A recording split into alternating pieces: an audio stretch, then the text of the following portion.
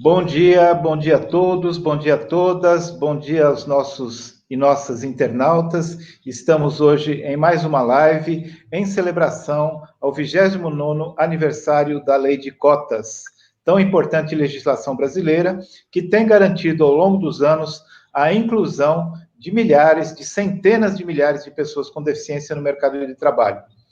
Esta série de lives é uma realização da Câmara Paulista para a Inclusão da Pessoa com Deficiência no Mercado de Trabalho, com o apoio do NURAP, Núcleo de Assistência Social. Ixi, esqueci, Luan. Núcleo de Aprendizagem Profissional e Assistência Social. Núcleo de Aprendizagem Profissional e Assistência Social, e do Instituto Modus Parités.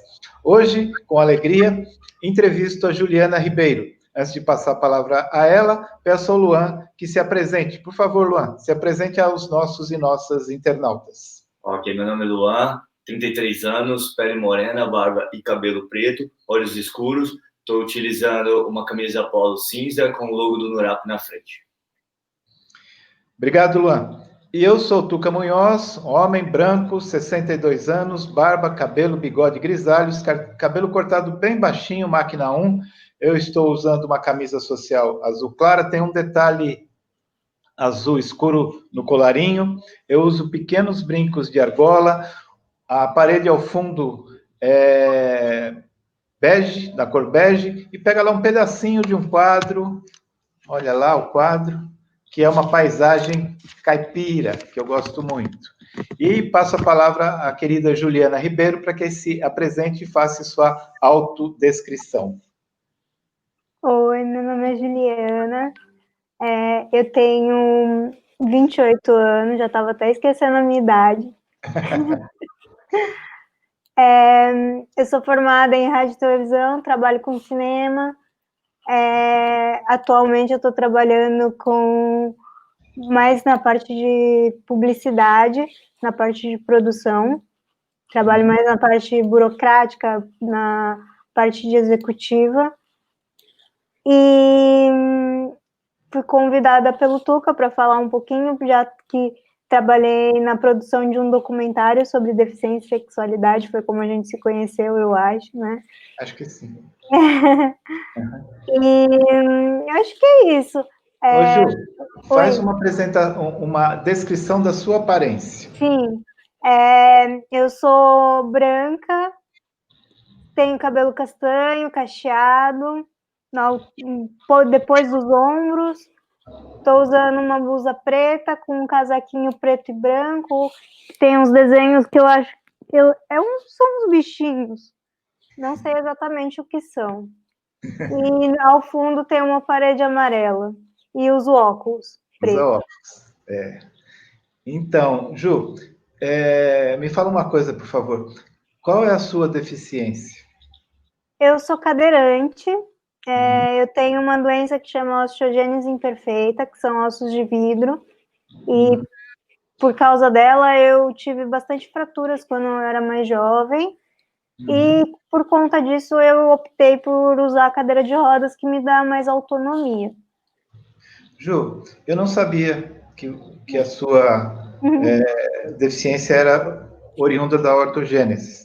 É assim? Ortogênesis. Osteogênese. Osteogênesis. Isso. Osteogênesis imperfecta. É ossos de vidro, né? Sim, sim. Eu não sabia que era essa.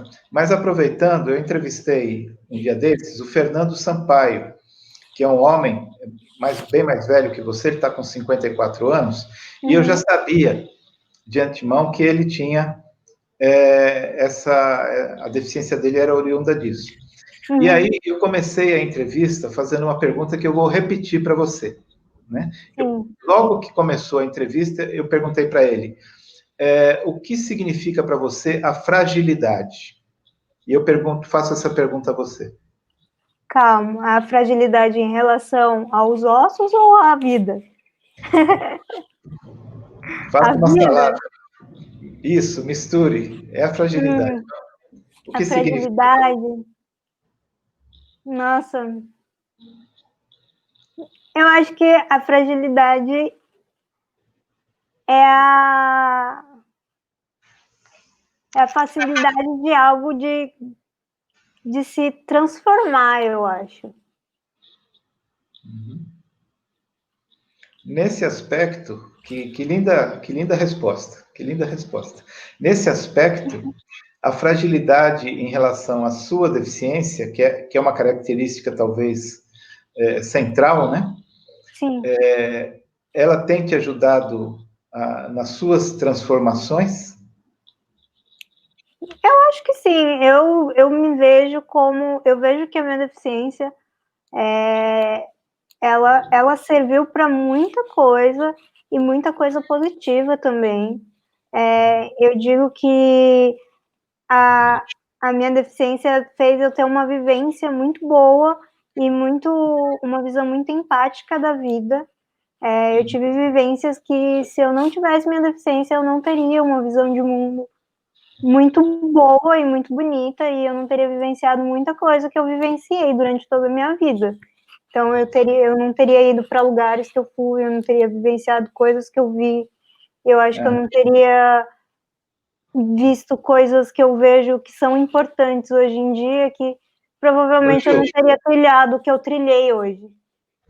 Que ótimo, sua fala me emociona, sabia? Mesmo. Mas você sabe e me emociona mais ainda, porque essa sua fala, quando eu faço aqui uma retrospectiva, rapidamente aqui na minha memória, das pessoas que eu já entrevistei nessa série de lives, acho que já umas 22 pessoas, todas com deficiência, a fala de todas elas, de alguma maneira, é muito parecida com a sua. É muito parecida. É interessante isso, né? Porque, e aí eu queria bater um papo com você sobre isso. É interessante como a sociedade, de modo geral, nos vê as pessoas com deficiência como pessoas menores, né? Como pessoas que têm a menos, né? E isso é muito forte, né? Mas nós mesmos, né? E o que você acaba de falar é a comprovação cabal disso, nós mesmos percebemos que a deficiência nos engrandece, né? Diferentemente de como a sociedade nos vê, nós percebemos de maneira oposta, né? Com certeza. É muito interessante isso, né? Como é que você analisa essa questão? Por que você acha que a nossa própria percepção, até que ponto, melhor dizendo, a nossa própria percepção deve ser tão enfática para o outro, para a sociedade, para mudar essa visão que nos vê como inferiores, né? Essa sua fala é muito importante, muito importante. Eu acho que eu vejo que essa visão que as pessoas têm, que eu não sei nem se é tão assim como inferior, eu acho que é mais uma questão de não saber lidar. Eu vejo muito isso. Eu acho que as pessoas sem deficiência veem muito a pessoa com deficiência como algo que você não conhece, ou é estranho, ou o que eu faço? Eu vejo muito isso que acontece. E eu acho que muito disso vem do não conhecimento, né? Então, eu acho muito que tudo depende de como a gente se apresenta. Eu acho que a partir do momento que você se introduz na sociedade, a partir do momento que você conhece essas pessoas, você mostra a sua capacidade, você mostra quem você é, você mostra as coisas que você faz, a sua vida, tudo mais, essa barreira quebra. Então, eu acho que... Então, não sei, eu acho que a partir do momento que rola essa troca, eu acho que acaba com esse preconceito, sabe? Então, mas isso é uma batalha cotidiana, porque você consegue, vamos dizer assim, convencer alguém, mas aí já tem outra pessoa. É uma batalha cotidiana. E uma coisa também que eu tenho conversado os nossos companheiros e companheiras com deficiência, desta comunidade, desse segmento social, e aqui eu tenho conseguido ter pessoas bem representativas, como você, por exemplo, essa coisa de que a gente acaba tendo quase como que um estresse a mais do que as outras pessoas, enquanto que as outras pessoas não precisam ficar o tempo todo justificando isso, ou explicando, ou apresentando, ou etc., nós cotidianamente temos que fazer isso, né? Porque você, supondo um exemplo, você entra num ambiente, conhece uma, duas, 5 pessoas e vai convencê-las, depois de um tempo, de que, enfim, você é uma pessoa normal. Mas no outro ambiente, como se fosse uma sala. Nesta sala você conseguiu, na outra você tem que começar do zero, na outra começar do zero, né? É todo um cotidiano, um processo. Um processo cotidiano de... Isso é responsabilidade de todos nós, né, pessoas com deficiência, Claro. todos nós fazemos isso cotidianamente, né? Eu tenho... com um dos entrevistados, agora não lembro quem, né? Mas a gente falou muito dessa necessidade de uma transformação cultural, né? Com certeza. Que atinja toda a sociedade, né? Até porque, e isso é interessante, até porque a gente vai no sentido... agora mesmo eu estava ouvindo um podcast, antes de começarmos, chamado Homem Sem Tabu, né? E é justamente uma iniciativa de um homem, né, para fazer uma discussão em relação ao machismo, né? Sim. Porque o machismo, fazer um paralelo, não sei se você vai me entender, mas o machismo é como uma deficiência, só que ao contrário, é uma deficiência vista positivamente, né? Só que ela é nefasta, né? O machismo é uma coisa nefasta, né? Não como uma deficiência, não estou fazendo isso paralelo. Mas, então, a proposta dele é desconstruir esse machismo, né? E fazer toda uma discussão, provocar reflexões para desconstruir esse machismo. E nós, enquanto pessoas com deficiência, temos que, cotidianamente, provocar reflexões para desconstruir essa visão equivocada que se tem em relação a gente, né? Sim. Então, os preconceitos são muitos, em relação à raça, gênero e tal, e o tempo todo, algumas pessoas que têm essa consciência, felizmente cada vez mais, vão trabalhando para criar um outro contexto na nossa sociedade, onde as coisas não sejam tão cheias de preconceito, né? E o nosso papel, e isso que você fala, Juliana, é muito importante no sentido de contribuir com essa coisa. E você acha que essa sua fala hoje é uma fala que é compartilhada por outras pessoas com deficiência? Outras pessoas com deficiência também consideram assim? Eu acredito que sim, tanto que a gente vê bastante pessoas com deficiência, tanto como youtubers fazendo canais por aí, ou crescendo, né? A gente vê ocupando espaços também. A gente vê o pessoal crescendo muito mais do que a gente via antes. Então, eu acredito que eles tem um pessoal chegando lá, então. É verdade, a gente, até pouco tempo atrás, e ainda tem esse discurso, né, dizendo que que as lideranças do movimento de pessoas com deficiência envelheceram, né, como pessoas como eu, que estou com 60 anos e lutamos há 40 anos atrás para, enfim, alguns direitos que hoje são realidade, né? E a gente fala, não surgem novas lideranças e tal, mas eu tenho visto, de pouco tempo para cá, muita gente jovem fazendo coisas interessantes. Isso mesmo que você falou. Eu acho que mudaram, né, as formas de protesto. As formas, também. exatamente. Hoje em dia, elas não são mais da forma de que eram costumeiras antes. Hoje em dia, o pessoal faz vídeos, faz fotos, faz canais de YouTube, faz essas coisas. E é assim que vão construindo e ocupando os espaços. E eu acho que isso também tende a evoluir, e é dinâmico, e vai mudando e tal. Com certeza. Interessante, E o muito pessoal rico. vai se conhecendo, vai criando laços e construindo mais coisas também. Né? O termo capacitismo, né, por exemplo, até pouquíssimo tempo atrás não era usado, né? Não sei se Não, você se lembra, mas até pouquíssimo, também, parecido com isso que você falou, né? Dessa ocupação de espaços com sim. outras estratégias, né? O próprio termo capacitismo era, enfim, desconhecido, né? Muito raro, uma outra pessoa, muito raro.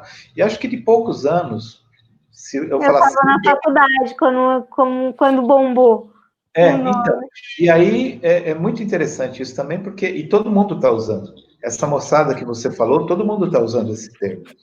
E é muito interessante porque quando uma palavra surge e ocupa um espaço, pega força, ela está denunciando ou está nomeando mesmo uma realidade que aflorou, né?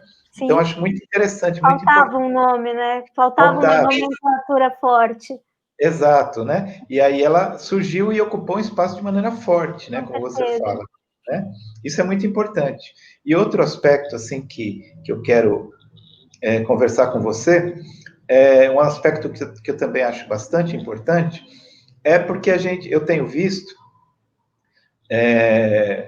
nessa discussão do capacitismo e dessa ocupação de espaço pelas pessoas, sobretudo pelas pessoas jovens com deficiência, muitas meninas, muitas mulheres, né? E acho isso bem importante também, né? Por exemplo, a discussão da beleza, né? Se questiona esses padrões de beleza, se fala da moda, da vestimenta, né? Então, porque já questiona aquele padrão de beleza Barbie, né? Aquela coisa toda, e, é, e aliás, isso acontece concomitantemente a questão das mulheres negras, né, que também têm ocupado espaços e tal, e da sexualidade, né, que até também é como a palavra capacitismo. Até pouco tempo atrás, discutir sexualidade das pessoas com deficiência era coisa de médico, né, o médico que ia falar alguma coisa sobre isso. E esse é um tema que você tem discutido também, e refletiu alguma coisa sobre isso, não? Sim. Uhum. Eu acho assim, eu acho que como você falou, as mulheres estão falando muito sobre isso, eu acho que até porque a gente embarcou muito na questão do feminismo também, as mulheres começaram a ter muita voz, então a gente meio que embarcou em relação a isso, e aí já começou o embarque da deficiência, da sexualidade, já foi tudo junto, de corpos padrões diferentes e tudo mais, então eu acho que foi tudo meio que indo. E durante a faculdade eu lembro que no final da faculdade, eu queria muito fazer um trabalho voltado à deficiência, e sempre vi trabalhos voltados à acessibilidade, que era algo que eu não queria fazer, que eu falava, não, eu sempre, sempre vi coisas sobre deficiência voltadas à acessibilidade, eu não quero acessibilidade, eu não aguento mais. Eu sei que é importante, eu sei que é legal, eu gosto de acessibilidade, eu quero acessibilidade nos lugares, mas eu não quero falar disso de novo. E aí eu pesquisei sobre, eu lembro que eu fui numa palestra com a Paula estava assistindo, tinha a Márcia, que está no meu documentário. Qual, Paula? A Márcia agora, a Paula Ferrari, ela foi assistir, eu conheci A Paula Ferrari foi a primeira pessoa que eu entrevistei. É muito legal, muito eu linda, conheci muito ela inteligente. lá, maravilhosa. Uhum. E aí eu conheci sobre o tema, eu fui pesquisar, conheci as pessoas e tal, e aí que eu montei o projeto e tudo mais. Uhum. Aliás, você falou da Márcia agora, e eu quero aproveitar para mandar um beijo para a Márcia. Faz tempo que não nos vemos, né, Márcia? Um beijo para você. Aliás, antes de prosseguir um pouquinho mais sobre esse tema, você estudou, fez o quê? Eu fiz rádio e TV, Rádio e TV. na UNESP, lá em Bauru. Em Bauru. Aí eu até havia te perguntado antes, você foi morar em Bauru? Eu fui morar em Bauru. Como é que você falou aí, a gente acaba entrando nisso, né? É um assunto recorrente que eu ia te perguntar sobre as questões de acessibilidade, justamente, né? Como é que foi a sua vivência em acessibilidade? Você foi morar em outro lugar? Foi numa república, coisa assim? Como é que Eu você... morei num prédio sozinha, Uhum, num apartamento. Foi uhum, tranquilo, assim, no começo, até achar o apartamento não foi. Lá tinha muitos apartamentos, assim, que eram poucos andares, aí não tinha elevador, né? Mas até aí a gente achou os apartamentos maiores tinham elevador, então foi tranquilo. uhum. A questão de acessibilidade eu acho que foi até que fácil, assim, em caso. Tudo a gente dá um jeito, né? Tipo, tudo bota mais baixo, essas coisas, foi tudo meio adaptado desse jeitinho. E na cidade, eu achei a cidade muito, muito fácil de se locomover. É que eu tinha carro, né? Então eu não dependia de transporte público. Mas a cidade era muito fácil de andar lá, muito. Porque tinha muito lugar para estacionar. Eu achava muito fácil de andar nas ruas, muito mais fácil que em São Paulo. Tinha muito mais vagas na rua, vaga preferencial. Os lugares eram mais acessíveis, tipo, lugares, lojas. É mesmo? Era. Eu acho que eu estive... Bauru, né? Bauru? É, Acho que eu estive lá uma vez na até vida. clínicas médicas, eu fico chocada que eu moro na Moca e aqui a gente vai em qualquer clínica médica, tudo tem degrau, tudo tem escada. E lá em lugar nenhum tinha, era tudo É mesmo. tranquilo. Que bom, que bom. Era super legal. E a minha faculdade, a parte de estúdio de TV, ela tinha uns degraus, que era bem onde a gente fazia a parte prática, mas eram poucos. Eles ficaram de adaptar, mas enquanto eu estava lá ainda não tinham arrumado nem nada, mas fora isso, a faculdade toda era tudo em térreo, tudo piso térreo. Então era mais tranquilo. Eu fiz rádio durante muito tempo, né? Ah, Um é? programa de rádio, chamava Minuto da Inclusão. E aí eu ficava pé da vida, porque todo estúdio de rádio tem aquelas portas, corta-som, né? E tinha Uhum. um degrau, que nem aquele, Ah, sabe, aquela coisa para a porta ficar bem a parte de fechadinha. rádio eu não lembro que tinha, não. Acho que não tinha. Era só a Mas TV, que tinha uns 2 degrauzinhos. todo estúdio de rádio tem isso. Eu ficava, nossa, muito bravo. Mas então, e aí, eu até ia te perguntar, você tem uma característica, você é uma pessoa miudinha, né? É, E aí você falou do apartamento de colocar tudo baixinho e tal. Aí me ocorreu lembrar que o padrão do banheiro adaptado para pessoas com deficiência é de vaso sanitário alto, né? sim. Eu falo, poxa vida, mas será que todo mundo que é deficiente precisa do vaso sanitário alto, né? Não.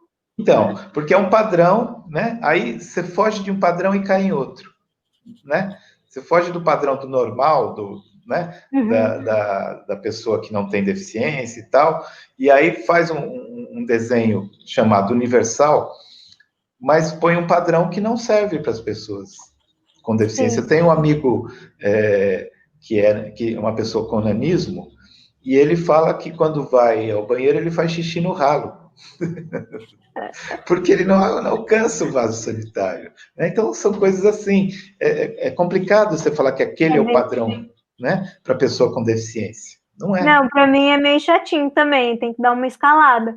É que eu sou Então. baixinha, mas eu ainda consigo, né? Porque eu fico em pé e tal, então eu consigo. Mas é meio alto mesmo. É Dependendo alto, né? do banheiro, tem uns muito altos. Tem, né? E ainda aqueles que tem aquele buraco no meio, gente, sabe? Eu sempre tenho medo de cair, eu tenho que ir de Não, isso é lado. perigoso. Eu também tenho medo de cair ali. Mas isso parece que foi, pelo menos na norma, foi extinto. Agora, Ai, não é, que maravilha. até os que foram instalados serem mudados, vai demorar muito tempo.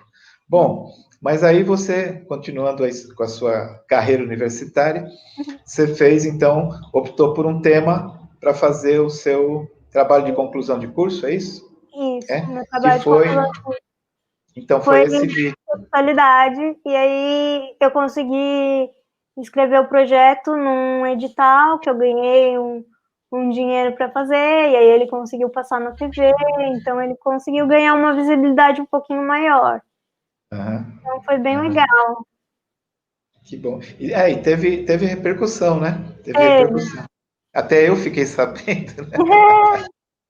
Outro dia eu estava arrumando a minha cadeira lá na Cavenagh, e um moço veio falar comigo, falando, eu vi seu documentário, é você, não é? Eu falei, olha, nem conhecia, nem nada. Eu falei, que bom, as pessoas estão sabendo, então tá bom. Então, aliás, falando da Cavenagh, um abraço aí aos nossos amigos da Cavenagh. Cavenagh, fazer um, como é que chama? Um jabá. Merchan aqui.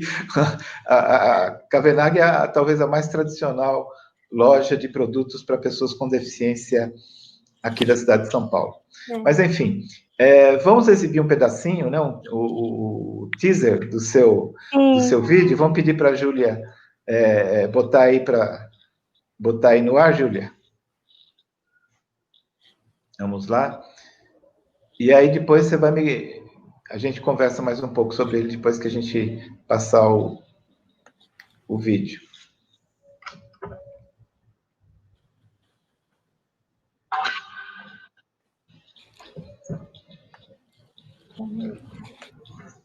Deixa eu mandar para ela. Você passou o vídeo para ela? Eu passei no WhatsApp. Dê o WhatsApp dela aí, Gil. Eu passo aqui. Ela já está com o link lá. Ó. Pronto, já. Manda aí. E agora no ar, cenas picantes do vídeo documentário de Juliana Ribeiro. E como tem o nosso amigo lá que participa também. O Marco. O Marco. Um abraço aí, Marco. Faz tempo que a gente não conversa, né?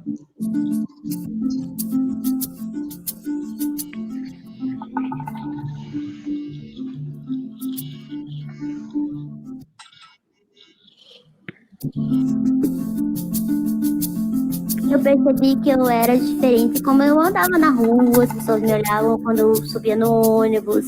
A gente introjeta uma vergonha sem querer, mas é uma vergonha muitas vezes alheia, das pessoas que não querem ver corpos diferentes ou maneiras diferentes de se movimentar. Tem uma pessoa te vendo numa cadeira de rodas, ai, que lindinha, pena que ela é desse jeito.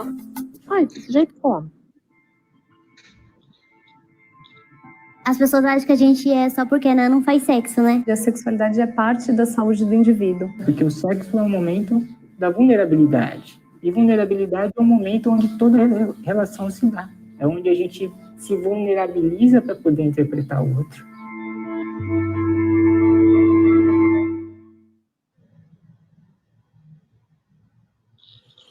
Deu aí, Gil.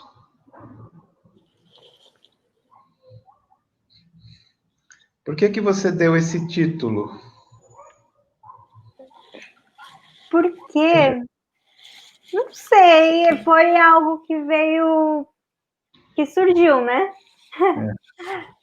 Tava eu e minha amiga conversando sobre possíveis títulos. E aí, esse surgiu. Mas eu acho que ele é muito significativo, porque é um corpo. E corpo sente desejos com corpos.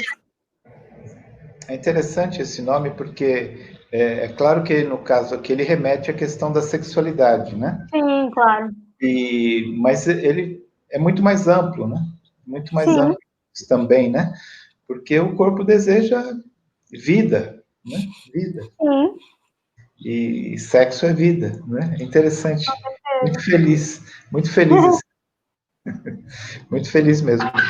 E aí, olha, você estava dizendo que teve repercussão, você apresentou em vários lugares, debateu com muita gente, não é? Sim. Sobre como é que foram esses debates, você acha que isso deixou sementinhas por aí? Eu acho que foi ótimo, acho que até para mim, na verdade, eu acho que é onde deixou mais sementes. É? Deixou mais vontade de criar mais coisas e crescer mais ainda esse projeto, quem sabe um dia. Uhum. Mas eu acho que, com certeza, conheci pessoas incríveis. A Márcia, conversei horrores com ela o dia que a gente conversou mais. Eu conheci ela na palestra, né? Mas o dia da entrevista a gente ficou falando muito tempo. Essa palestra foi onde? Quando você a Foi no conheceu? SESC, mas eu não lembro qual.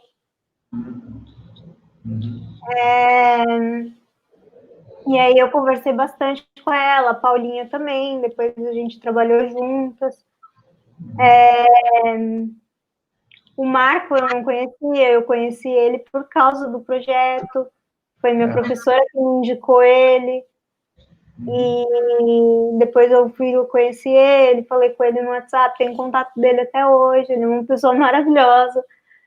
Então, foi incrível.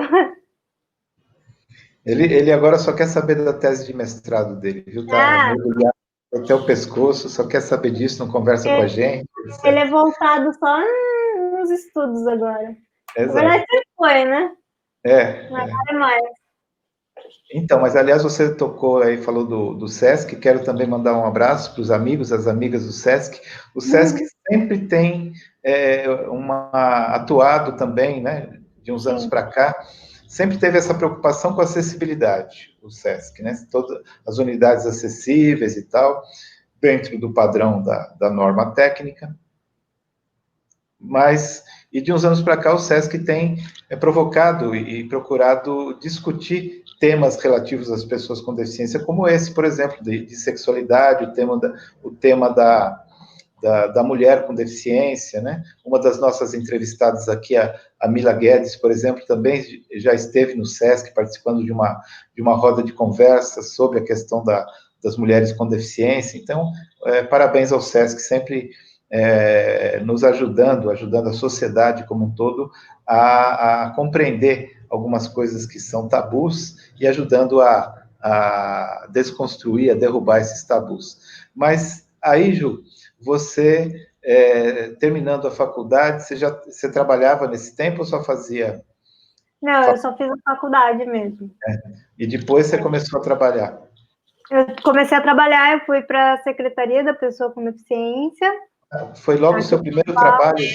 Foi lá. Trabalhei com eventos, fiquei 1 ano lá. E lá que a gente se via de vez em quando também, não? A gente se via lá de vez em quando. E aí, depois de 1 ano que eu fiquei lá, eu saí para tentar ir para minha área de cinema. E aí que eu peguei 2 projetos, que aí eu me desvencilhei um pouco desse ambiente da pessoa com deficiência. Que até então, durante toda a minha infância, tudo, eu não tive muito contato com esse meio de coletivos de pessoa com deficiência ou reuniões, o que foi bem ruim para mim também. Eu acho que eu teria evitado muitos preconceitos pessoais ou aprendido muitas coisas antes até. Aliás, Gil, desculpa te interromper, mas esse é outro tema que eu estava até esquecendo de te perguntar, mas é um tema que eu também tenho discutido com as pessoas, como que é isso de encontrar, de estar com outras pessoas com deficiência, de conversar sobre a condição da deficiência, né? E pelo que você acaba de dizer, foi importante para você isso, né? Sim. Então, eu não tive muito contato disso antes da secretaria, antes do meu trabalho, na realidade, eu acho, antes do TCC. Justamente porque eu nunca tinha conhecido muita gente com deficiência que tivesse uma vivência fora do ambiente hospitalar, assim, vamos dizer. Todas as pessoas que eu conheci foram durante tratamentos ou coisa e tal. Parece e as que pessoas mais debilitadas, que o viviam mais... ambiente hospitalar nos faz mais deficientes. E também eram pessoas que não estavam dispostas a ter uma vida social, vamos dizer assim, ou não queriam, ou não tinham possibilidades, ou o que quer que seja. E então eu nunca tinha tido essa vivência com pessoas com deficiência até então. Uhum. E aí foi durante o trabalho que eu comecei a conviver um pouco mais com pessoas com deficiência, e até a gente começa a conhecer pessoas como a gente também, a gente se reconhece no outro. Então, Sim. foi muito legal nesse sentido. E aí, depois da secretaria, que eu saí um pouco, que eu deixei um pouco de lado, que eu fui para o audiovisual, Uhum. que aí eu comecei a trabalhar com freelancer. Eu trabalhei em 2 projetos de audiovisual, na Gulani, que é uma produtora, sendo que um deles está na Netflix, que é muito legal, uma série chama Boca a Boca. Tá bem famosinha agora e é muito gostosa, muito boa. Você trabalhou na produção? Trabalhei na produção executiva. Ah, que Foi legal. muito Eu vou bom. anotar aqui para ver, eu não conheço. É bem legal, é uma série bem Recomendamos a gostosa. todos a série na Netflix, Boca a Boca. Boca a Boca, olha, que teve a participação na produção da nossa querida Juliana Ribeiro. E agora eu estou na Polishop, que eu estou trabalhando com a parte de administrativa de produção também. Polishop é a empresa de vendas online, né? Isso. Uhum. Eu trabalho na matriz, né? Agora eu estou em home office. Na verdade, eu comecei assim que começou a pandemia, eu fui contratada. Então, eu nem cheguei a trabalhar lá. Ah, não chegou a trabalhar lá? Não. Uhum. Mas Você é faz bem o quê? legal. Eu trabalho com a parte de renovação de autorização de imagem com modelos, porque tem comerciais, né? Bastante comercial da Polishop.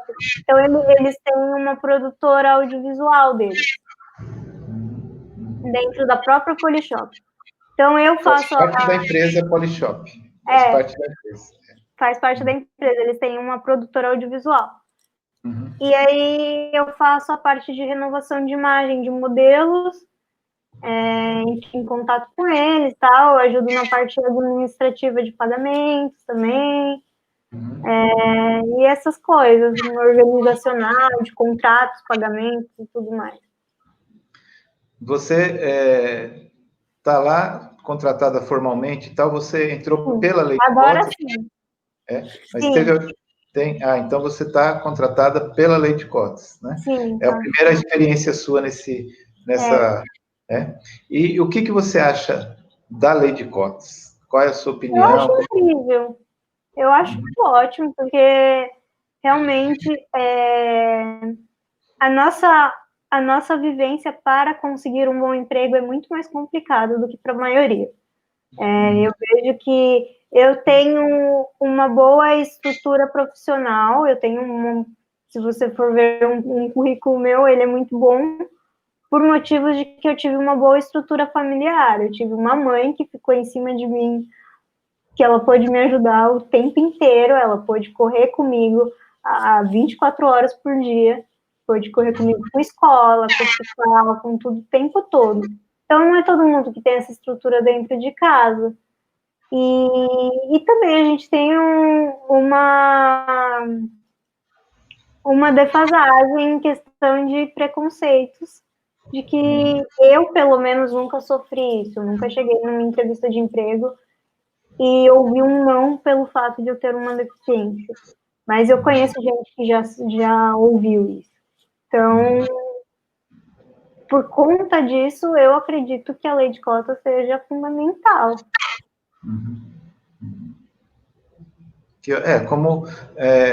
O fato mesmo da gente estar fazendo essa série de lives, né, em celebração ao 20º ano, né, por óbvio que é porque nós acreditamos muito na lei de cotas, né?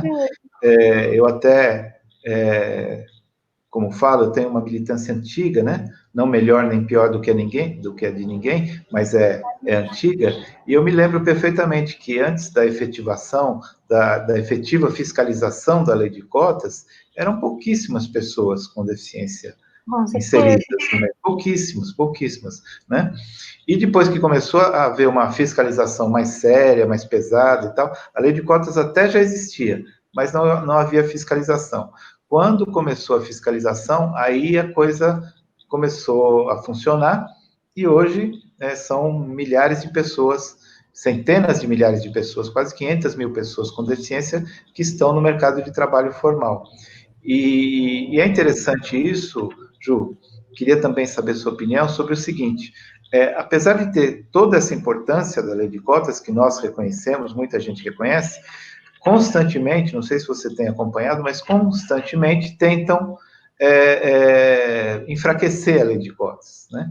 O ano passado teve um projeto de lei muito forte, né? Houve muita movimentação no sentido de adulterar a lei de cotas, né? De perder essa qualidade que ela tem nessa inserção de pessoas com deficiência. Agora, recentemente, esta semana, um novo projeto de lei do governo federal novamente ameaçou a lei de cotas. Por que você acha que a lei de cotas é tão ameaçada assim? Você acha que as pessoas não gostam, afinal, da lei de cotas? Há uma oposição, assim, contra a inclusão de pessoas com deficiência? Eu acho que, na realidade, anda tendo um boicote a qualquer lei de inclusão, qualquer inclusão de minorias, na realidade. Qualquer lei que tente incluir pessoas que se definam qualquer coisa diferente dentro do padrão, vão tentar burlar, ou que tentem definir algo um pouco mais, como é que vamos dizer, a favor do trabalhador, também vão tentar burlar. Então, eu acho que a lei de cotas vai entrar dentro disso, como qualquer outra. Interessante essa sua fala, né? Porque... Assim como o audiovisual, eu estou vendo também. O audiovisual também está passando por vários perrengues justamente por causa disso. Então, o meio cultural também não está no mesmo momento. Então, a também vai passar por vários bocados. Então... Bem lembrado. Isso é bem interessante de se observar e de ressaltar, porque não é só a lei de cotas que está sendo perseguida, né? Na verdade, você tem toda a razão. Nos lembrou muito bem disso. Todos, vamos chamar assim, os direitos sociais da população de modo geral, as questões culturais, né? O próprio Ministério da Cultura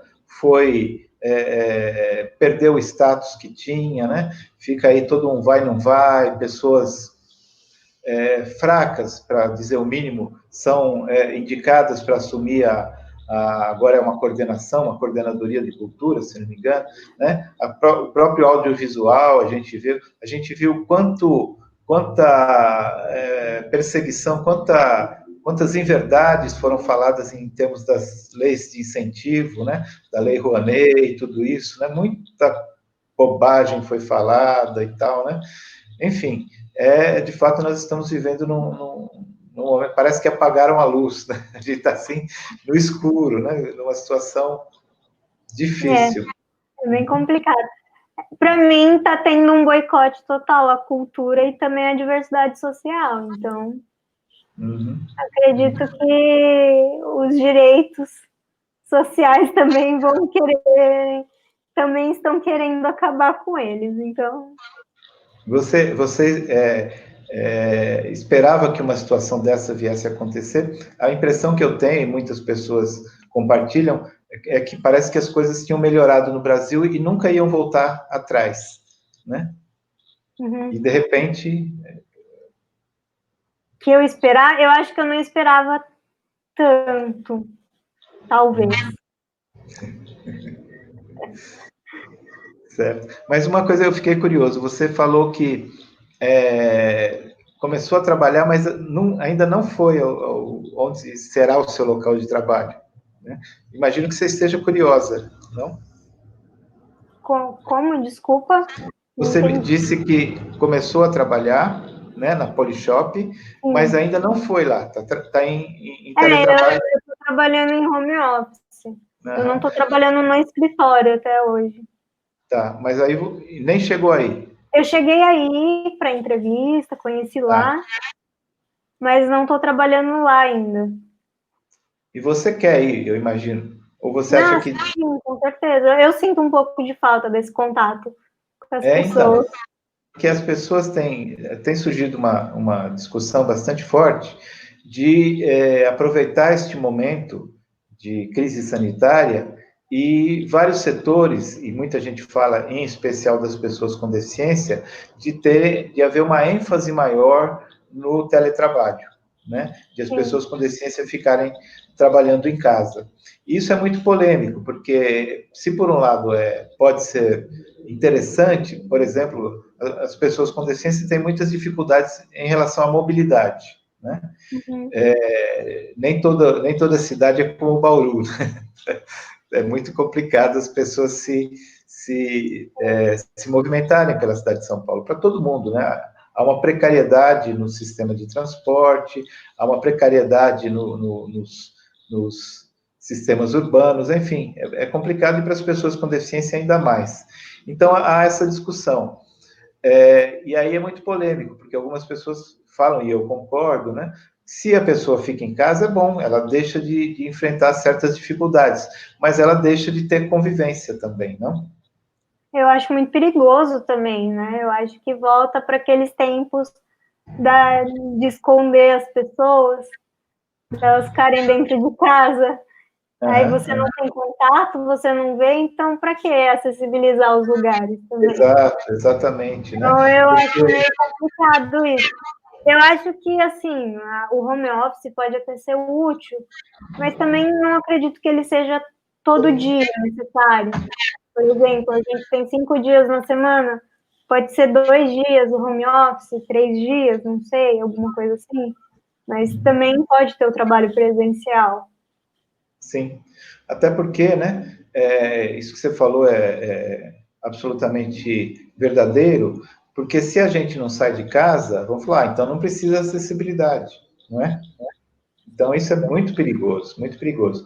E eu lembro que quando a gente começou a trabalhar com as questões de acessibilidade, né, as pessoas da prefeitura falavam, olha só como era a mentalidade, e ainda viu? As pessoas falavam, mas quantas pessoas com deficiência tem? Eu nunca vi nenhuma, sabe? Mas não, claro que eu eu digo vi. por experiência própria. Eu estudei num lugar para fazer um curso de cinema mesmo. Eu fiz 2 cursos lá. Primeira vez que eu fui, não era acessível. É um edifício bem antigo, é uma casa bem antiga, o lugar é super bonito. E quando eu cheguei lá, na hora que eu fui no banheiro, não tinha banheiro acessível, era só aqueles banheiros compartilhados, fechadinhos, sabe? Sim. Aí eu fui usar o banheiro, eu consigo usar, mas é bem difícil, tal, mas eu consigo usar tudo no primeiro curso que eu fiz. E aí, tudo bem. Eu não cheguei a falar nada, tal, sabia que a escola estava zero preparada, eles me avisaram, eles falaram, olha, a escola não é acessível, a gente não está preparado, mas você pode vir fazer o curso e tudo mais. Eu falei, tá bom.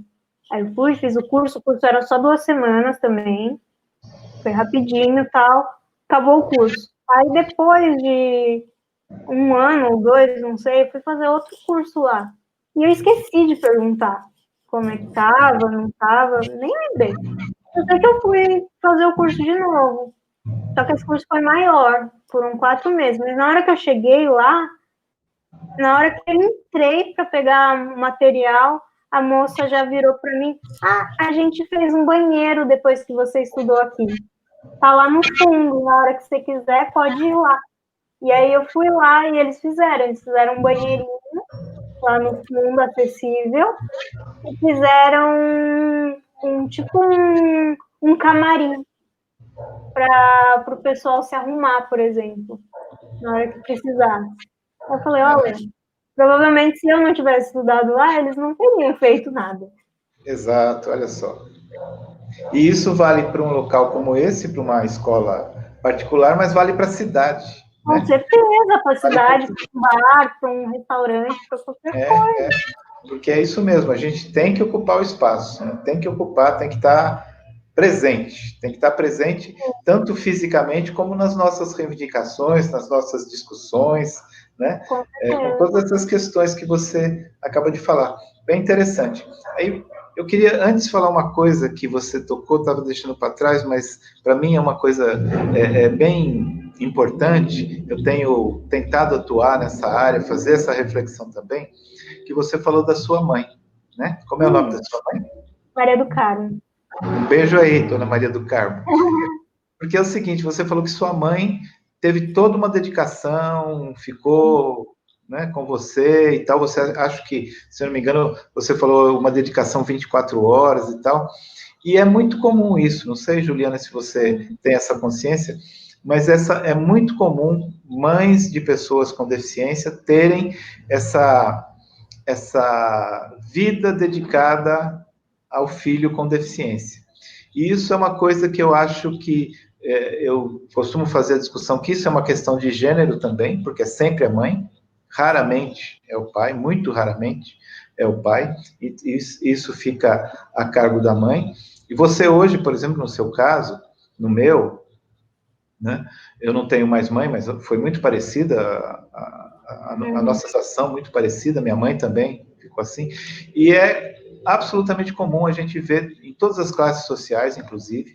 Claro que em classes sociais há uma facilidade muito maior, mas a gente vê isso desde as pessoas mais pobres, mais, enfim, marginalizadas, a mãe se dedicando. Isso é muito significativo, e aí deixo até um convite aqui aos nossos internautas, às nossas internautas, para pensarem sobre isso, o quanto isso é justo, né? Se, por um lado, a mãe se dedica ao filho, e a vida dela mesma? Como é que fica? Não, com certeza. Né?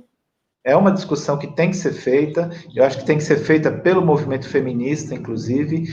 Quando se discute questão de gênero e deficiência, esse tema das mães, das pessoas com deficiência, tem que estar presente, porque há uma injustiça nisso, né? Há uma injustiça nisso. Porque se o trabalho doméstico, sem pensar na questão da deficiência, já é uma coisa injusta, há toda uma economia que se sustenta pelo trabalho doméstico, que não é reconhecido de maneira alguma. O trabalho da mulher no ambiente doméstico não é reconhecido enquanto um trabalho produtivo, e ainda quando entra essa questão de filhos com deficiência, aliás, o cuidado de filhos como um todo pelas mães não é reconhecido como um trabalho, e quando entra a questão de um filho, filha com deficiência, isso se agrava, porque é muito comum, né, que isso se dê pela vida toda, né? O seu caso não é assim, o meu também não, porque você já conquista a sua independência, trabalha e tal, mas muitas situações há uma dependência maior daquele filho, daquela filha com deficiência, que a mãe tem que ficar lá, né? A vida inteira. Então, esse é um tema bastante interessante, bastante importante de se discutir. Acho que, oportunamente, nós vamos discutir isso nessas lives também. Que bom. Né? Você já tinha pensado alguma coisa sobre isso? Já. Tanto que um dos grandes motivos de quando eu fui para a faculdade, quis ficar sozinha, etc., foi esse um dos grandes motivos. Eu sempre quis que minha mãe tivesse uma vida dela, assim. Olha que legal. Ela também se desvinculasse de mim. Tanto eu precisava desvincular dela, quanto ela desvincular de mim. Aliás, você lá em Bauru morou sozinha? Sim. É mesmo? E foi porque sempre também há um certo preconceito também da pessoa com deficiência morar sozinha, não? Fala, nossa, mas você consegue, né? Você ouviu muito isso? Não, o tempo todo. Até hoje eu ouço, quando minha mãe encontra qualquer pessoa, ela morou sozinha. E a pessoa, nossa, sozinha. Então, até hoje eu ouço um pouco isso. E também, imagino que para você tenha sido um pouco um desafio mesmo, né? Porque tem essa coisa da fragilidade, de cair, né? Esse tipo de coisa. Você devia ter todo um esquema montado também, não? Foi incrível. Acho que foi um desafio para mim, porque eu precisava mostrar que eu conseguia, para eu mostrar para mim que se eu não tivesse a minha mãe, eu ia conseguir me virar, daria para eu ficar sozinha, ia mostrar que ela ia poder ficar sozinha também, sem mim, porque ela precisa ter uma vida. E eu precisava ficar sem ela também. A gente sempre ficou muito unida, a gente é muito juntas. Então, uma precisava ter uma vida longe da outra também um pouco. Então, isso foi muito necessário. Olha, Ju, você sabe que todo programa a gente tem 1 hora de duração e sempre fica faltando, né? A gente sempre quer fazer mais porque é bom conversar e sempre surgem assuntos bem interessantes, né? Como esse, por exemplo, nesse monte de programas que já fizemos, a primeira vez que a gente discute a questão da maternidade, né, das mães de pessoas com deficiência, que é um tema bastante interessante. Mas hoje, queridos e queridas internautas, nós vamos até ter que interromper um pouquinho antes o nosso programa, olha, 5 minutos antes, porque daqui 5 minutos é o horário de trabalho da Juliana. Então, ela nos pediu para ter uns 5 minutos aí para dar um respiro. Mas eu te agradeço muito, Ju, foi uma grande alegria, né, ver seu sorriso novamente, e muito obrigado por sua contribuição, e espero que você, enfim, tenha cada vez mais sucesso, e quem sabe você vai ser uma cineasta aí, hein? Ai, tomara. Quero ver você aí atuando mais nesse mundo, né? Obrigada. Que bom. Então, novamente, obrigado. Que bom. Um grande beijo para você. Beijo. Obrigado, Luan. Obrigado, Júlia. E obrigado a todos os nossos internautas, as nossas internautas. E convidamos a todos, a todas, para estarem novamente conosco amanhã.